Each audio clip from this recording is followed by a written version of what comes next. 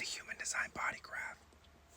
Shh, don't tell anyone though. Now we've all been at that point with our human design where we look at our body graph and we're like, this is a lot. What am I supposed to do with this? I mean, come on. Look at all this. Now, these are multiple body graphs, and if you don't know what these are, think of this like your energetic blueprint. Your body graph looks similar to one of these, and based off of what uniqueness you have here, it's going to produce either a manifestor aura, a generator aura, manifesting generator aura included, a projector aura, or a reflector aura. Now, there are 9 centers in this body graph total, and 13 placements on this side and 13 placements on this side. That's right, for a total of 26. Human design uses 2 dates. And depending on what placements you have, certain centers are going to be defined, other centers are going to remain undefined.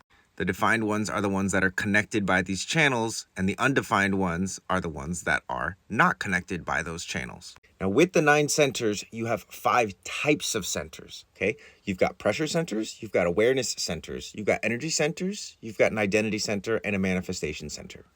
The throat is our manifestation center. The root and head are our pressure centers. Spleen, ajna, and solar plexus are our awareness centers. These are the 4 motors: sacral, root, solar plexus, and heart. Yes, solar plexus is also an awareness center, and yes, the root is also a pressure center. And then, of course, the identity center, the G center. So that's pretty basic information that you're going to get anywhere. But here's something that you're not going to get anywhere, because I made it up.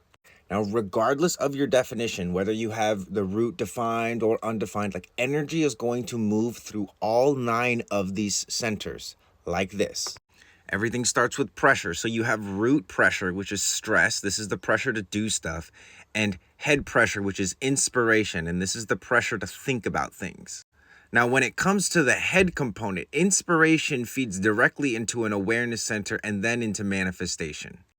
Contrast that with root pressure that goes to the awareness centers, the spleen and the solar plexus, and also the sacral, which is a motor center. Now, everything is trying to get to the throat. All of this energy, all of this pressure is looking to be cooked by awareness, amplified by motor centers, infused with your energy, forged into an identity ultimately that can then be manifested. And energy moves both ways, by the way. This was the way that was super helpful for me to understand this, because then I looked at this. So the pressure to think and pressure to do informs awareness, okay? You can't have awareness without pressure.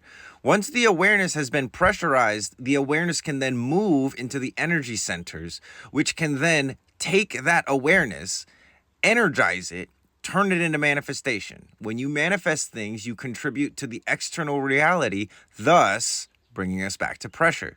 Now, identity is just like the nucleus that all of this revolves around. It's like who you decide that you are, or the story that you tell yourself. Now, based off the body graph, pressure can also go directly to the energy centers. Energy centers can go to the manifestation by way of the identity centers. Same thing with awareness. But I wanted to share this with you guys because, like, this is the function of the factory. Here are the inputs, pressure, and then this is the output, manifestation. When I talk about strategy and authority, the idea is that strategy and authority are going to help you make that process happen more efficiently.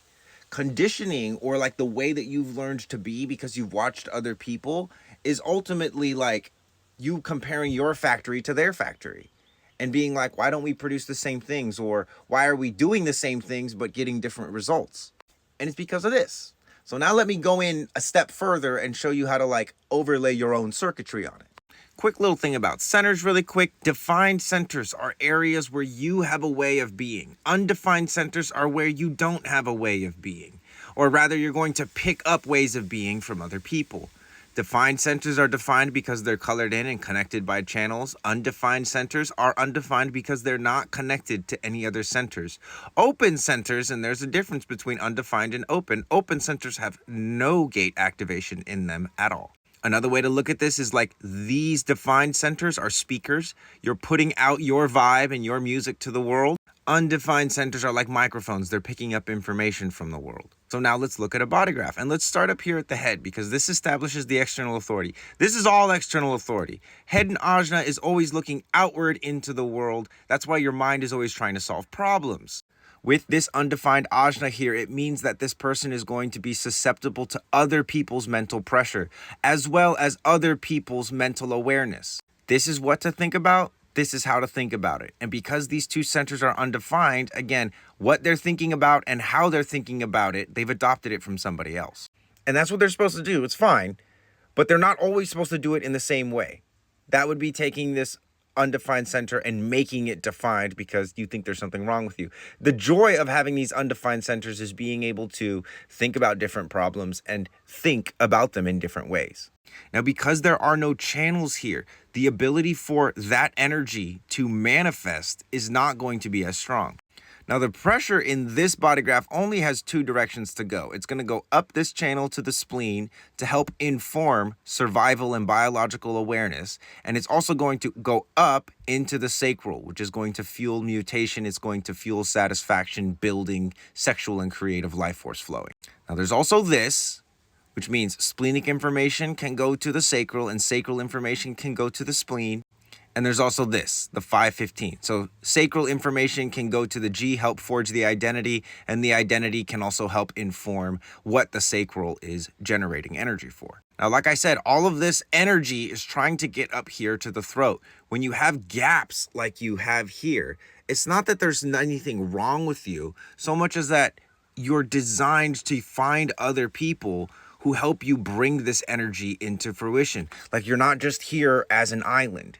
This is called split definition because you have these four centers connected and these two centers connected, but those two are not connected to these four.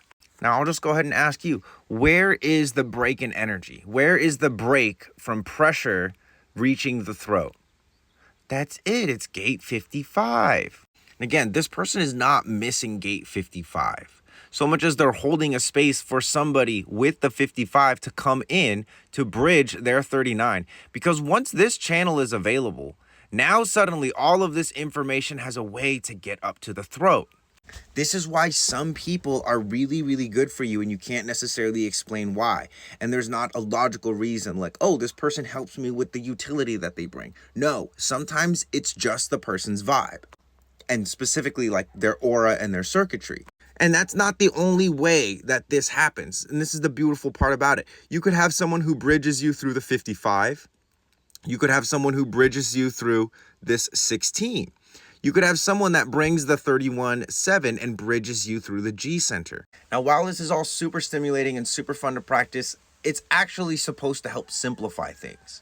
And just like with anything, like this is new, you're not going to get it right away, but just like keep revisiting this because this all still hinges on strategy and authority.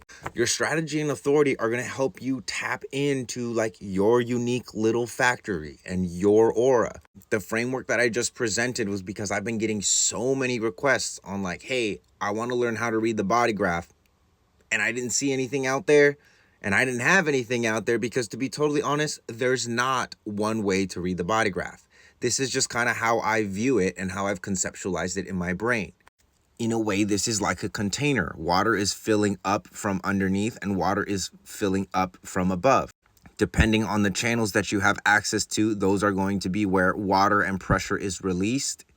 For instance, this person might feel their emotions, but they may not have like the pressure or energy to properly feel their emotions.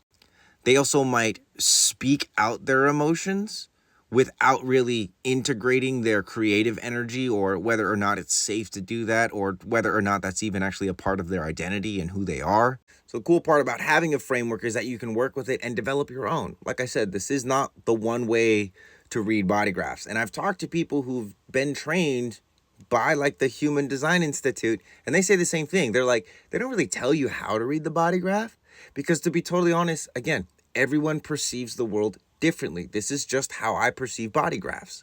And that is not the same as how I perceive body graphs when I first got started with Human Design. So I hope this was helpful. Send this to somebody who also wants to learn how to read the body graph. Of course, if you want help with all this, visit ReikiMarco.com. I got reports, sessions, and an app for you.